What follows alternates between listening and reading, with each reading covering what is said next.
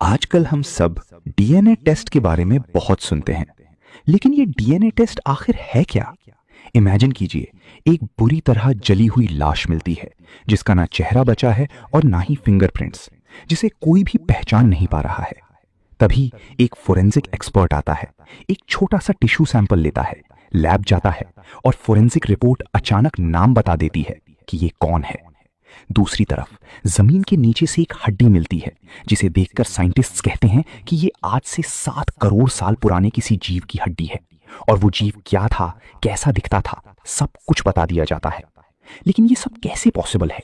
एक ऐसी चीज जो आम आंखों से दिखती भी नहीं, वो इतने बड़े सच कैसे उगल देती है? चलिए जानते हैं। पहले एक दिमाग घुमाने वाली बात समझो। दुनिया में लगभग 800 करोड़ इंसान हैं, और हैरत की बात यह है कि मेरा, आपका और इलॉन मस्क का डीएनए भी 99.9% बिल्कुल सेम है। लेकिन ये बचा हुआ सिर्फ 0.1% ही सब कुछ बदल देता है। ये 0.1% इतना यूनिक है कि पूरी दुनिया में दो अलग लोगों का डीएनए कभी एग्जैक्ट सेम नहीं हो सकता। इसमें सिर्फ एक ही एक्सेप्शन है, आइडेंटिकल ट्विंस। और ये एक्सेप्शन क्यों है? क्योंकि वो मां के पेट में एक ही एग से जन्म लेते हैं, जिसके प्रोसेस पर डिटेल्स हम कभी बाद में बताएंगे। लेकिन हाँ, उनका डीएनए सेम हो सकता है, पर उनके फिंगरप्रिंट्स फिर भी अलग होते हैं। बाकी हम सब के पास नेचर का दिया हुआ एक यूनिक बारकोड है। लेकिन ये डीएनए छुपा कहाँ है? ये हमारी पूरी बॉडी में हर एक सिंगल सेल के अंदर मौजूद है, और आप इसे हर उस जगह छोड़ रहे हो जहां आप टच करते हो।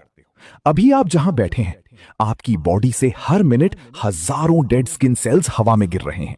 आपने एक ग्लास को हाथ लगाया तो फिंगरप्रिंट्स के साथ आपका डीएनए वहां छूट गया। एक बाल गिरा तो आपकी पूरी आइडेंटिटी भी वहां ड्रॉप हो गई। इसलिए एक क्रिमिनल चाहे कितना भी शातिर हो, वो क्राइम सीन पे अपना निशान छोड़ ही जाता है, चाहे वो खुद इस बात से बिल्कुल अनजान हो। तो लैब में साइंटिस्ट्स इस इनविजिबल कोड को पढ़ते कैसे हैं? इसके दो सबसे बड़े ट्रेडिशनल स्टेप्स हैं। पहला स्टेप है पीसीआर, यानी polymerase chain reaction. Crime scene से मिला सैंपल बहुत छोटा होता है, जैसे किसी सुई की नोक बराबर खून। लैब में एक मशीन इस छोटे से सैंपल को लाखों करोड़ों कॉपीज में मल्टीप्लाई कर देती है, ठीक वैसे ही जैसे एक पुरानी धुंधली फोटो की आप लाखों एचडी जेरोक्स कॉपीज निकाल लें। दूसरा स्टेप है एसटीआर एनालिसिस, यानी शॉर्ट टैंडम रिपीट्स।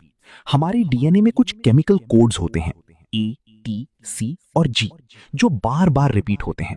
जैसे एक वर्ड है AGCT, तो किसी के डीएनए में ये 5 बार रिपीट होगा, किसी में 12 बार, तो किसी में 50 बार। साइंटिस्ट्स इसी रिपीटिंग पैटर्न का काउंट चेक करते हैं, और यही आपका असली बार कोड है। लेकिन अगर क्रिमिनल का डेटा पहले से पुलिस के पास ना हो तो?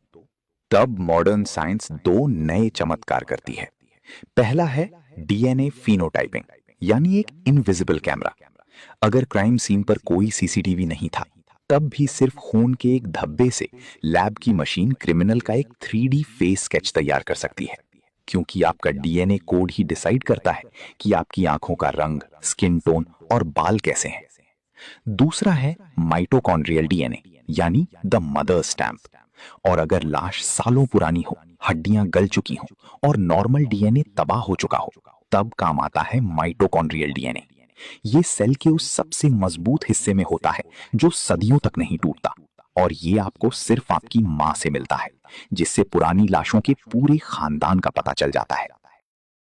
पैटर्निटी टेस्ट में बच्चे का आधा डीएनए मां से मैच होता है, और बचा हुआ आधा बाप से आना चाहिए।